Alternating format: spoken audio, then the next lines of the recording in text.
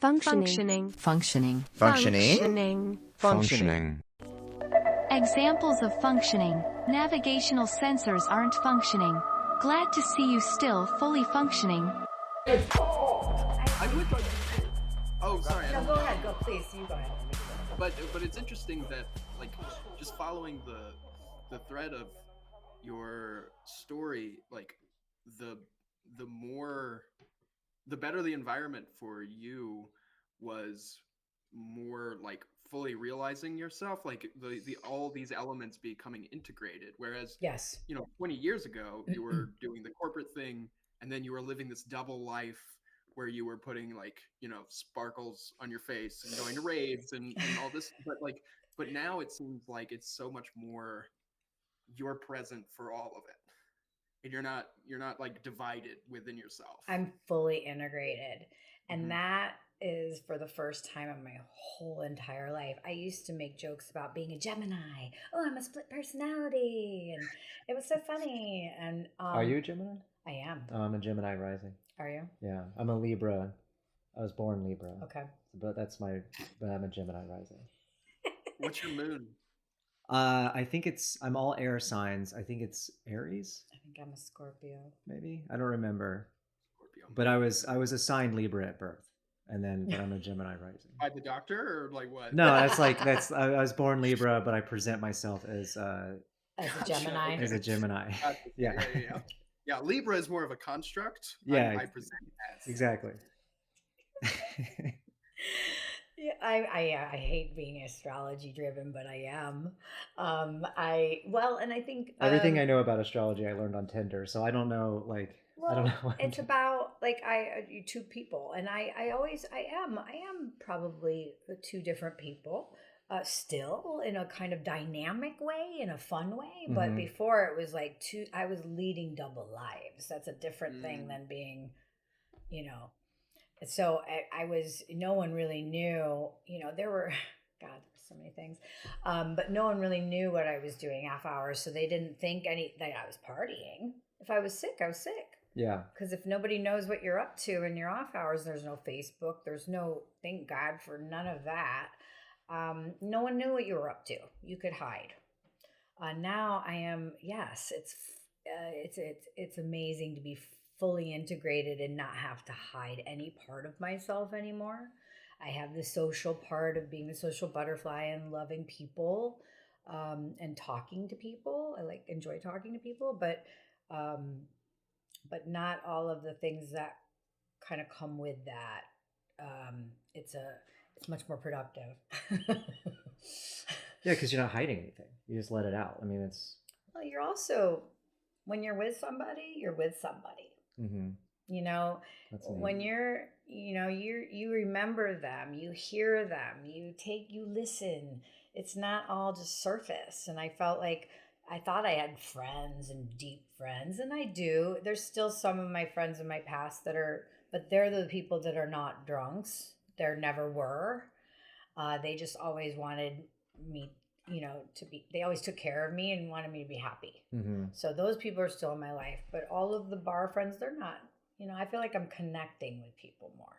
Like, I actually remember things about them and You don't have to meet them 4 times. I don't have to meet them 4 times. Yeah. Oh gosh, that was so much. I can relate to that. That hurts so much when it's embarrassing. When someone's like, no, we met, and you go, oh. There's so many times someone comes like, hey man, like, hey dude, what's up? Hey, and then you're just like, ah. and they know that you don't remember my name, do you? And you're like, oh God. Yeah, I mean, they're like, we spent 2 days together. Right. And you're like, yeah. You were in my house. The greatest weekend of my life. Yeah. I was on TCI. It's so yeah, I feel like that's the thing. Those are the things that I think about every day in recovery, that I'm functioning on all cylinders, if you will. Functioning is the name of the podcast. I know. Well, you remember your parents used to say to you when you were little, like, if you only applied yourself. My mom used to say that to me a lot. If you only applied yourself, and you're like, you now know what that means. Yeah, because you're not half doing it. You're paying attention. You're You're in the moment, in the scene with the people. So if you make a mistake, you can say, "Oh, I made a mistake." You don't have to, just move on from that. You don't have to make a million mistakes. Uh, you make real ones, not Hmm. unavoidable ones. I And you can think. also like, I mean, the biggest thing for me was I could start making plans for the future. Like I Mm-hmm. could, Mm-hmm. because it wasn't so chaotic. And so I could really start working on my own projects. Right. Start thinking about my career in a more holistic way, Right. or in like the things that I want to do. Because like, like if I was doing a podcast while I was drinking, it's Saturday right now. Uh, there's no way I do it for like a couple of weeks, and then I'd like be drunk, and then I'd forget, and then I'd forget for like I'd go on like a bender, I'd forget for like a couple of like months or whatever, Sure. and then the podcast is dead. Yeah. And so now it's like you're here, you're there's the distinction between what you want and where you're going, Right. and between instead of just like reacting like you were saying, like you can start planning things out, you can Right. have these like more deeper conversations, you can get into a deeper connection with people. And that's feel and less people. I more quality, less quantity. Mm-hmm. You Yeah. know. And that's kind of just surrounding myself with people that can enrich my life. Like, can I learn something from them? Can they, and I feel like that if someone is and I don't really run across people in the opposite journey anymore. Because I don't, put myself in situations anymore. Like I Mm-hmm. don't, you know, uh, there's been challenges. The challenges that you get from a job should be normal. Like, oh, maybe I should try to find another job doing something different, or maybe I need a little bit more money, or whatever it is that motivates you. It's not about you just leaving a job because you had to and go to another one and go to another one. Like, you are very purposeful in every intention. Mm-hmm. Everything is in intention, I guess I could say. Because I do, but I also am not motivated the way I used to be. What do you mean? I'm not motivated by money anymore. Like, I love things, but I think I was motivated by how much money I could make, and I have nothing to show for that because I spent it all as a drunk. So it's kind of funny how like you make less and you have more. Yeah. And that's a strange thing because you're more responsible, I guess, but it's also just like if you find a job that you love and you don't care what you make, Mm-hmm. you hope.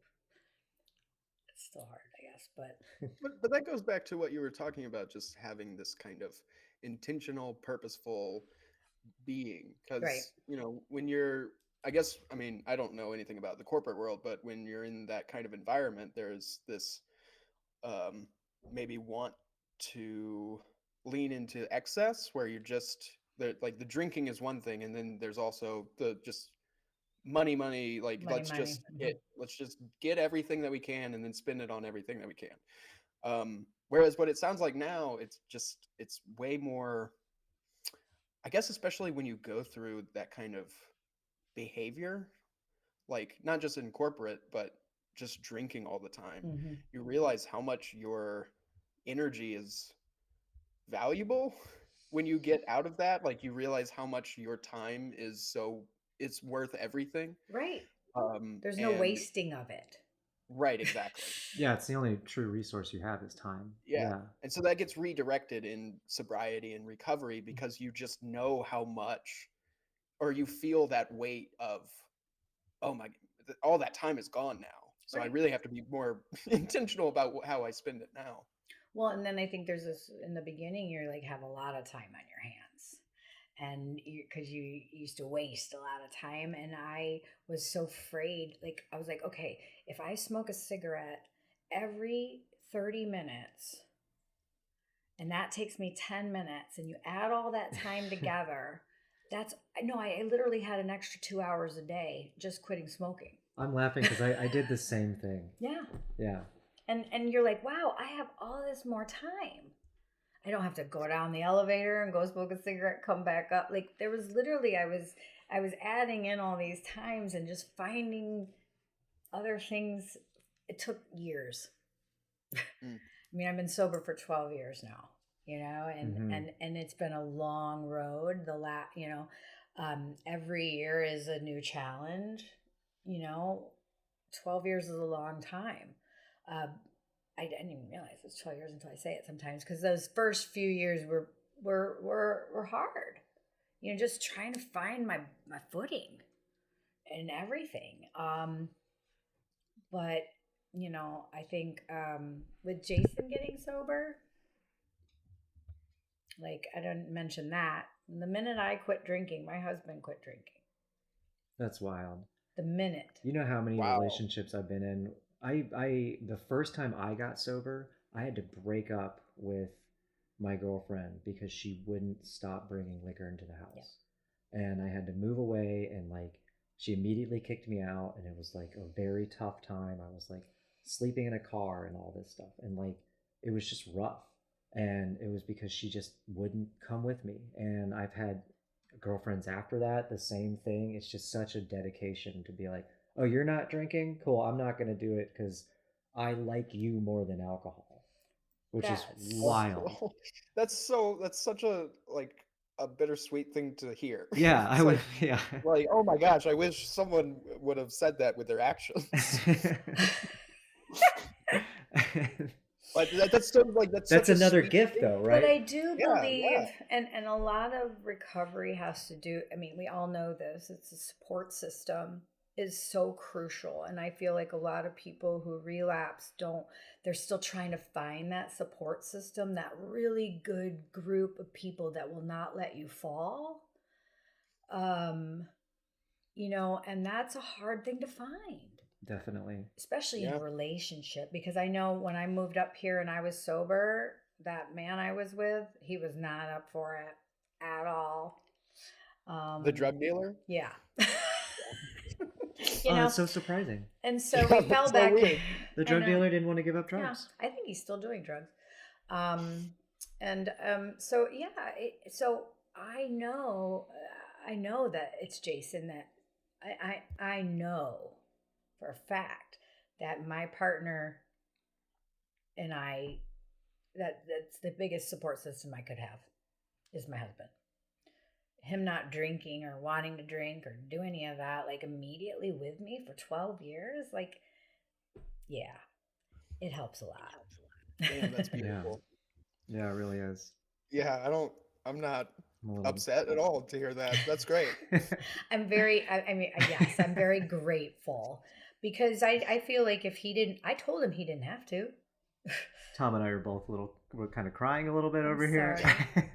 It's really beautiful. Like, this is so, I don't know why this is hitting me in such a way, but it's, I love the fact that you just said, you know, you don't have to do this, and him just willing to just come with you. Like, that's pretty crazy. That's amazing. I'm really happy for you, but also I hate you. Deep down internally, I'm not going to get over this. Ever. But just know that, because I didn't think that was possible, and now that I know it's possible, I'm like, why didn't it happen to me? So, you know, I just... You know, I don't know how I found him. It was a long time ago. But I just said, you aren't me. You want to go have a beer with the guys. And he was like, and I think at first he didn't think he was an alcoholic at all. He's like, I can stop. And I was like, yeah, okay, cool. But I think as the years went by, you know, he would say, I think I only drank to get drunk. And I was like, yeah, probably. I didn't say anything to him, but you know, I was with him for a long time. We were together. Like, I could see us doing shot after shot after shot. We were partners in crime. For him to just stop it. Yeah. I think about that a lot, and I don't take it lightly. And I wonder why I haven't relapsed. Yeah. Because relapse is so prevalent, and it's normal, and it's a thing. Yeah, it happens. And it happens. and I'm still kind of shaking my head sometimes. I just, I don't know if I told you, I was just on a cruise with my mom, and I was on a booze cruise for 11 days. That sounds, Jesus Christ. I know. That sounds like complete hell. I mean, first off, cruises are kind of not for me. But this is a different. cruise, This is a river cruise, and it's very different and very, very luxury. But so it's not like them pouring tequila down your throat on a on a boat to Mexico. But I call it a booze cruise lightly. It was very refined, but it was free. Anything you ever wanted, top shelf, most beautiful pairings, old wines, things that so I just got off that boat in June, and I feel like if I can do that, wow. Like even my friend who's a sponsor, he's like, that's metal. Yeah. Because you had booze like running under your nose, like literally it was just trays. And I was like, oh my goodness. People are literally being like, sniff it. You're supposed to sniff the brandy. And you're like, I'm good. I'm good. I was like, oh, there's 1975 what? Like it was just kind of crazy. There was some old bottles of wine being thrown. And I forget that I was also, a connoisseur. I wasn't just drunk. I like to eat and drink. But I was like, I did it. And my mom's like, I'm surprised you did it, which was the strangest thing I've ever heard. Yeah. With my mom. Did she book the trip? I was with her. I was her chaperone. She's like, I can't remember it being so alcohol forward. Oh, yeah. So I reached out. Those first 2 days when I did have a panic attack, I couldn't get off the boat. I thought, I'm with my mom. You can't relapse in front of your mom out of all the people. Mm-hmm. Like, it was a lot but I reached out to people who I know who are sober. And that's most crucial, I think, too, is just when you're feeling discomfort, you got to talk to somebody. You don't want to sit in it. Yeah. Or listen to this podcast. Listen to the podcast. Just plugging it in.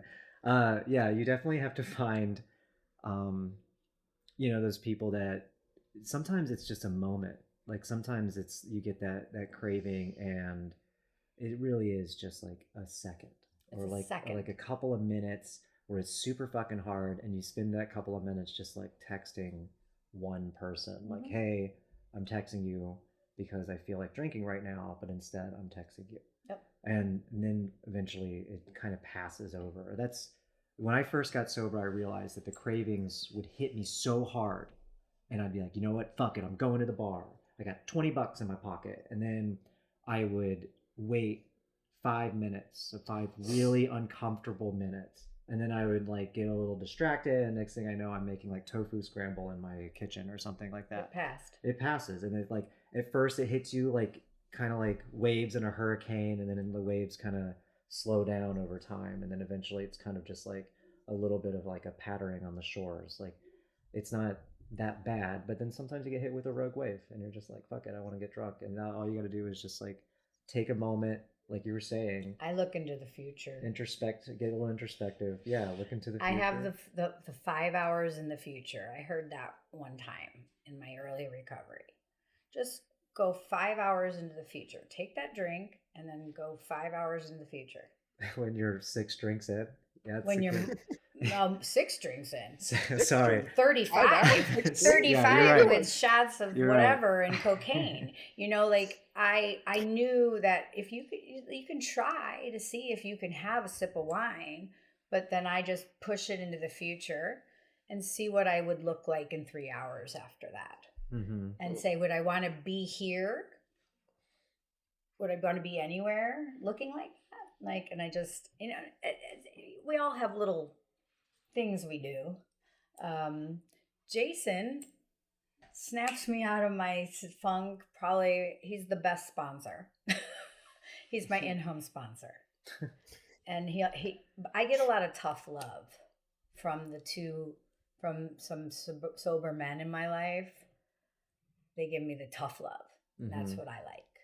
Like, shut up. Like, why would you want to do that? it's not even why would you even think about that? You're 12 years sober. Why would it even come into your head? You're like, oh, then you feel stupid. You're like, like, oh. So sometimes the tough love from my friends helps just a little bit. Like, why? Because it's a hard day. Yeah. Why sacrifice all of that for something so... Yeah. So sometimes that tough love, it just kind of snaps me out of it. And I'm like, you're right. Why is that even a thought? So, I don't know. I just reach out to people who I know who can help me. My husband, anybody who can. And then you find, then it's gone. Like it passes. Yeah. I think what you and I were talking about is like when the physiological changes come for what I'm going through is menopause, those are new challenges. So there's every challenges in every stage of life, I feel like, and you ride that challenge sober, you can get through the next challenge.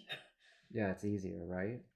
I mean, how much would it suck to be going through menopause while, doing cocaine and drinking and like going out to the bar? I'd probably murder somebody. No, I'm not kidding. Like, I would probably hurt somebody in some way. And I'm not kidding. There's challenges in life that are so above you, like hormonal or physiological changes can just warp everything.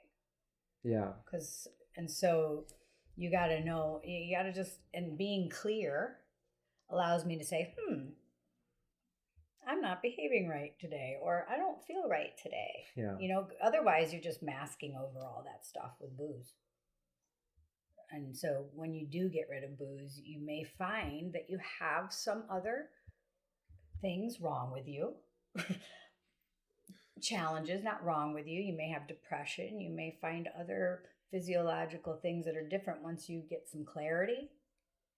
It takes away the fog of war for sure, and you can really get a good look at some of the other things, Become a little more self-aware. Yeah. Yeah. Do you think that someone you're... at AA... Oh, sorry. Oh, no, we're just so eager to be hosts.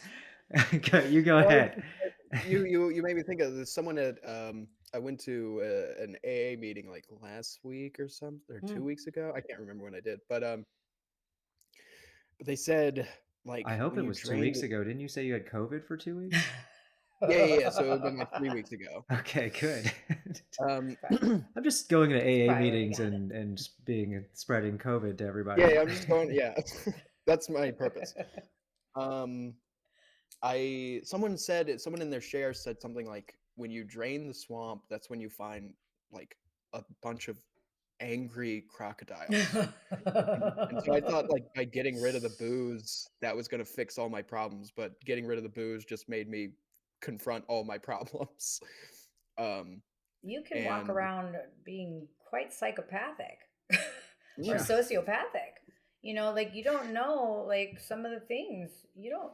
I mean, hopefully you're sane, but no. I mean, I feel like you don't know until you know. Yeah. I had a lot of problems, physical ones too, that were exacerbated by alcohol.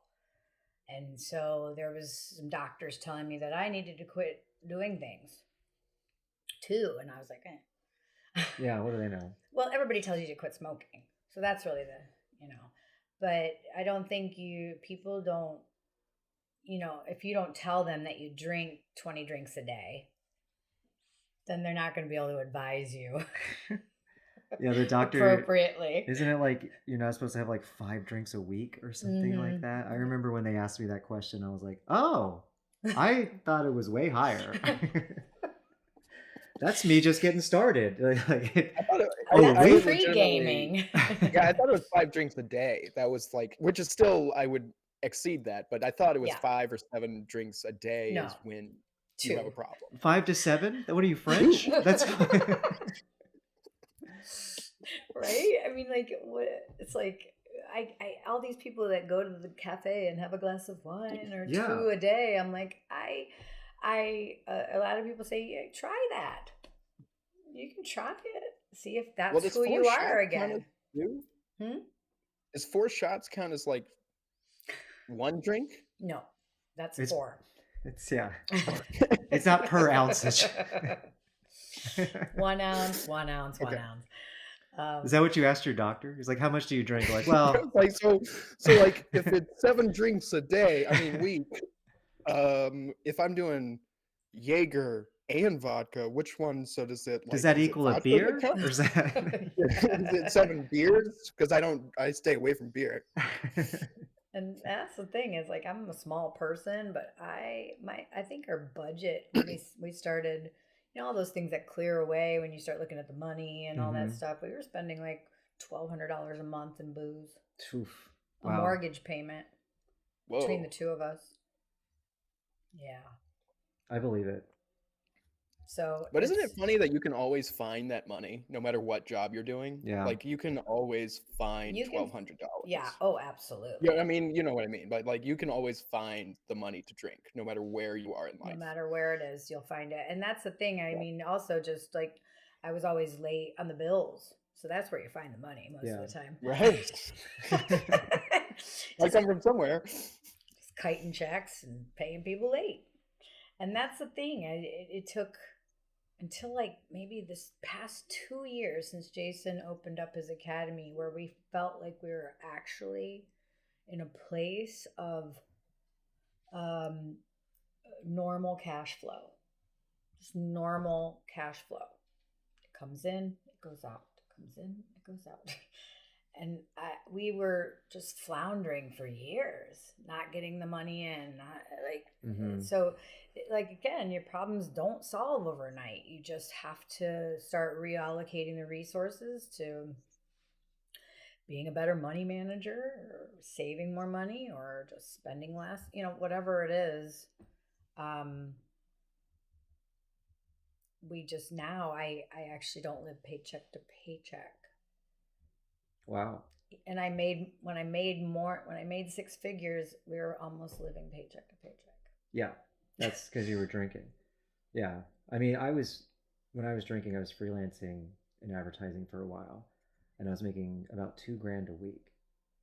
And I was living paycheck to paycheck. Mhm. I was still drinking $2,000 a week. I mean, I wasn't drinking the whole thing. I would get drunk and then get on Amazon, and that ate up a lot of my money. Smoking was Yeah, I eating was up a lot of smoking. money. Yeah, especially when I Smoking, moved yeah. up here to Chicago because I was smoking like a pack a day. Pack is like $20. That's $100 a week, basically, Mhm. a little bit more. I'm not good at math. Are they 20? Yeah, they're 20. But No, in they Atlanta, aren't. For there's a like pack? yeah, up here in Chicago, it's Oh like my $20, like 17. That was to a 20 carton bucks. when I was growing up. Yeah. A carton Yeah, of but cigarettes wait, do was y'all 20 have bucks. in New York we had bodegas that wouldn't like they wouldn't tax. Do y'all have like bodegas kind of like that? I'm Where sure. you I'm could not cool with them anymore, so I don't know. Okay, yeah, because in New York it was like $20 a pack, but you go to the right one, it was $8 or something like Yeah. that. Yeah, in Atlanta you can like buy a Lucy for like $1. In Atlanta, you could get a pack of cigarettes for like $5. Yeah, yeah. But if Mhm. you didn't have $5, you can go to the gas station and get a Lucy for like 50 cents. But yeah, they're like $5 down there. And so I came up here and I was just like bleeding cash. That's the thing between the cigarettes and the alcohol and the cocaine, because that always is a big chunk of change. We were spending thousands a month. Yeah. And then you're like, I don't know if I can afford, the groceries this month, or maybe I should eat a little less. But you're like, but I still need to get cocaine. I still need If I start walking to work, then I won't spend any gas money. Yeah. I have that money. So many finagling that's going on. That's the thing. There's just freedom now, a little bit more freedom Mm-hmm. to not. I'm not free of sadness or free of stress or free of any of that. I'm free of a lot more worry than I've ever been. Yeah. And I was always the cause of that worry.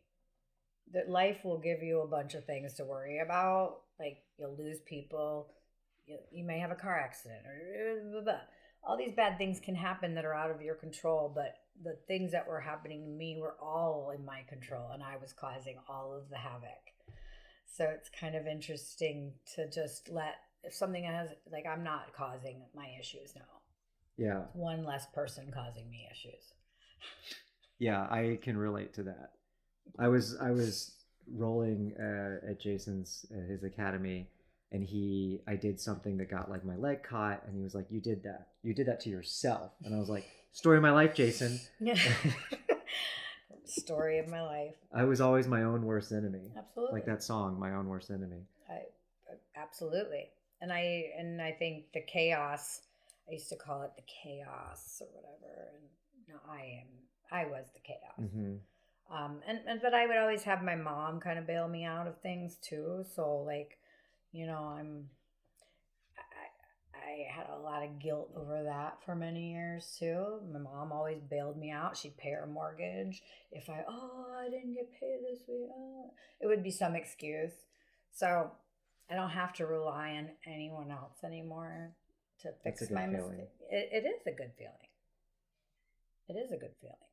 I highly recommend it.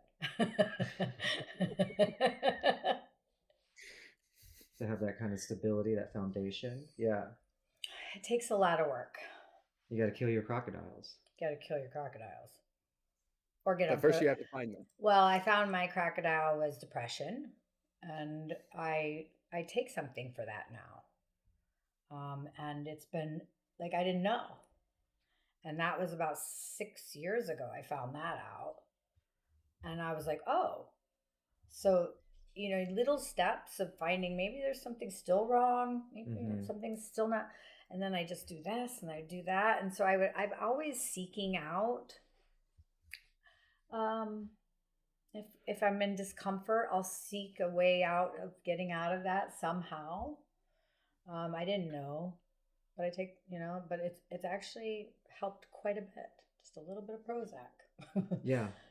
Sometimes it is just like 10 milligrams of like, and like the right doctor. That's all it is. I'd floundered around. People just kept telling me to quit smoking, quit drinking, quit smoking, quit drinking. And it's like, there's got to be more that's causing my problems than just those two things. Then you quit smoking and quit drinking. You're like, I still feel terrible. And I don't know why. So should I go back to the thing that I at least liked it a little bit? So yeah. And then some things you have to sit in, because life is like that. But then there's some things that are like, you shouldn't have to sit in. There's something a little bit bigger and you don't know what it is, but maybe you should go talk to somebody. And I did. I've done a lot of therapy in my lifetime, and I'm very, I think the one thing that stood out in most of our therapy sessions is you need to stop doing drugs and alcohol. And I was like, oh, like, yeah, that you really, so it always kind of folded into that. Like you'd go for like, oh, I'm going through a divorce. And they're like, let's look at your alcohol consumption. Like, and you're, like, so therapists would always try to fix that first before they fix you. And I kind of cleared that away for them. It wasn't like, you have to go into rehab. I'm like, wait, I'm not here for that. Yeah. I want to talk about my problems. I want to talk about like how I'm feeling. And they're like, no, you really gotta. So yeah, it's those are, that is, you have to clear away that shit to find the real stuff. And that's what I've been doing for the last, 5 years. I'm stopped now.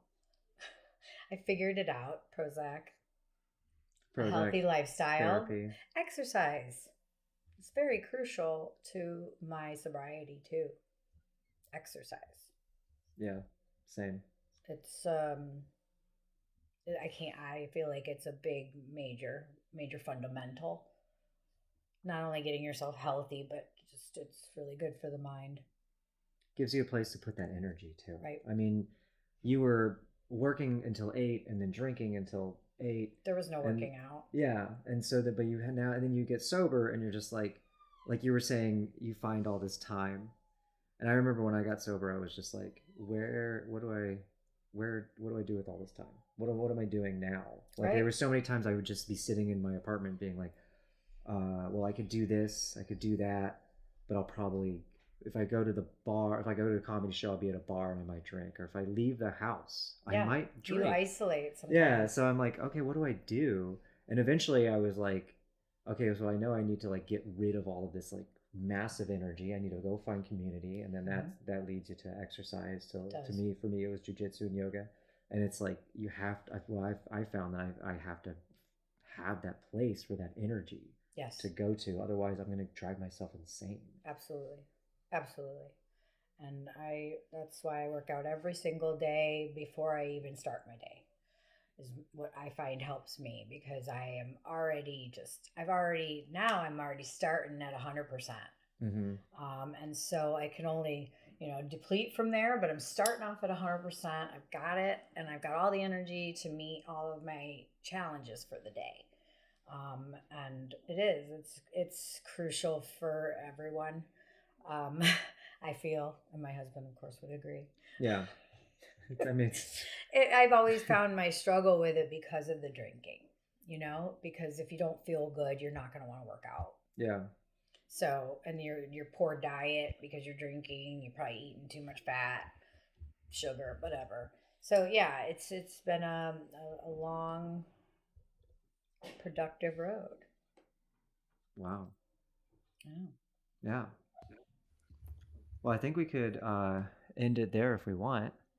Unless, Tom, do you have anything? Looks like your mind is racing. But no, COVID... I think that I was just thinking, like, everything that you just said for the past like 5 minutes, I've just been going yes, yes, yes. So that's just that's how I feel, because it's like back to the analogy of like the crocodile. You drain the swamp, crocodiles are there, and then what it feels like is that you become this like small toy dog who just yells at everything. You have all this like you're unwinding in this energy, and you're like erratic, and you just have to put this somewhere, and all you can do is yell at the crocodiles, but you need to like figure out where to put that energy, because that's how I felt like coming out of drinking and in sobriety, was just feeling like, oh my God, I'm gonna explode if I don't do something with this. Right. And just finding ways to, because that energy, you think it's just like with drinking, like if I quit drinking, then I'm gonna be good, I won't ever want to drink again, duh. And then that doesn't work, but then that energy, it doesn't go away either. Right. I'm gonna go run 10 miles and I'll never have to run again, because that all that energy will go away. But it's every day. You have to put it somewhere. Yeah. Absolutely. You got to find a way to use your crocodiles for you, like you got to like redirect the crocodiles, and like, in 101 Dalmatians, when Cruella de Vil is like riding crocodiles as skis, you got to do that. you got to ride your crocodiles like skis. You got to put them on your feet and ride them. Like use them to work for you. Yeah. No, I think that's the important point of recovery, is you can't get rid of the crocodiles. You have to figure out how to live with them. Which goes back to what you've been talking about the whole time, is just finding ways to integrate your life so that you are here and your crocodiles are too. Yeah, absolutely. But they're not leading you anymore, which is, you're skiing on them or something. Yeah, I like that. Water skis. Well, thanks for thank you so much. This is a really great episode. Gosh, thank you. It's been a minute since I've talked about everything. Yeah, it feels good. How do you feel? I feel great. It just reinforces I'm with the right community, obviously. And it's important to share your story from time to time so that you can realize how far you've come. And also just, I try to just tell everybody how things have been for me over the last 12 years. And know that it always gets better if you're just not drinking. Yeah. It's always going to be better in some way. Yeah. I mean, it's true. Yeah, and that being said, if anyone's listening to this and wants to be a guest and share their story, let me know, and we'll set it up. Yeah, that's the end of the episode. Thanks for being here. Thank you, Angie. Thank you. Yeah, it's incredible. Thanks for listening, y'all, and we'll see you next week. We'll extort your friends and family. Au revoir. Cold when it's critical. Cool but cynical. Maxed out, never minimal. That's how we function.